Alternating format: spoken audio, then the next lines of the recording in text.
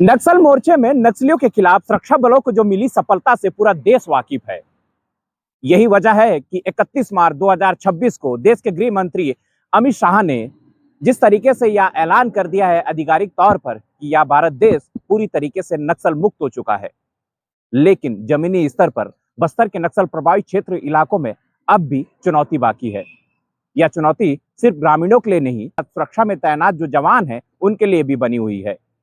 नमस्कार, मैं शंकर हूं और आप ग्राउंड सीजी देख रहे हैं। ग्राउंड सीजी में आपका स्वागत है।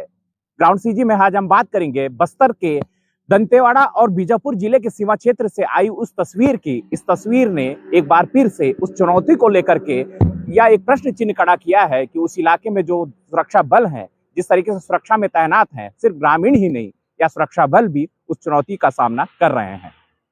इस पूरे मामले में देखिए हमारी स्पेशल रिपोर्ट। ये तस्वीरें बीजापुर और दंतेवाड़ा की सीमा से लगे इलाके की हैं। सामने दिखाई दे रही है तालपेरू नदी, जो बारिश के दिनों में उफान पर आ जाती है। नदी के दोनों ओर बसे गांवों के लोगों के लिए बरसात का मौसम किसी चुनौती से कम नहीं होता।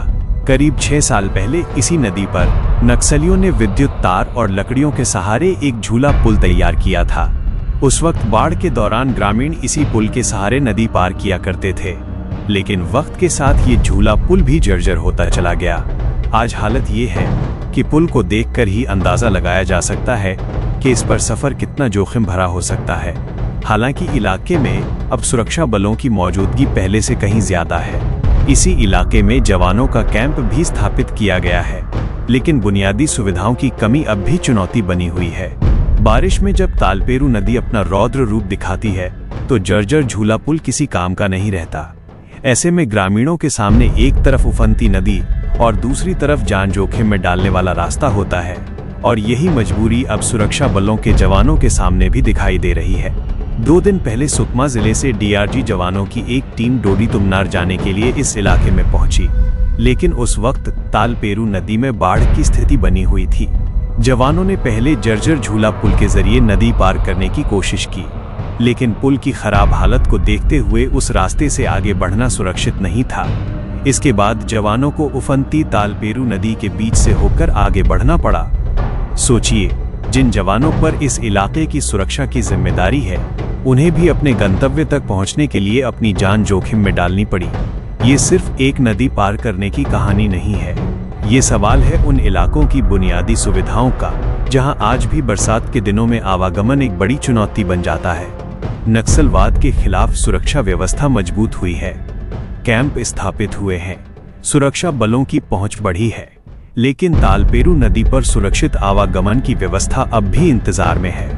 एक तरफ विकास और सुरक्षा की नई तस्वीर दिखाई जा रही है, तो दूसरी तरफ ये तस्वीर सवाल पूछ रही है, क्या जवानों और ग्रामीणों को सुरक्षित नदी पार कराने के लिए स्थायी पुल का इंतजार अभी और लंबा चलेगा? Special desk, ground CG, Bijapur.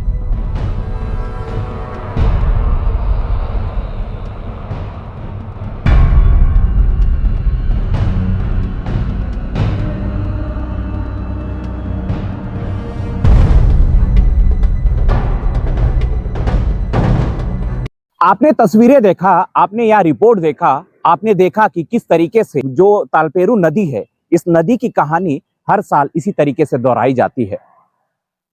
सिर्फ इस इलाके के ग्रामीण ही नहीं, अब सुरक्षा बल भी इस इलाके में जो तालपेरू नदी है, इस उफनती नदी से चुनौती का सामना करना पड़ रहा है।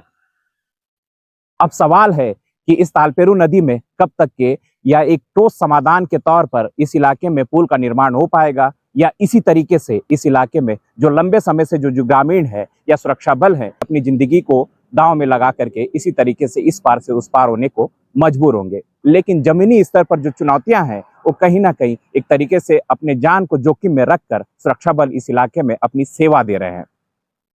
अब जरा सोचिएगा कि उस इलाके में जो ग्रामीण है, जरा सोचिएगा कि उस इलाके में जो सुरक्षा बल है, ऐसे में उफनती नदी को इसी तरीके से पार करने को मजबूर हैं।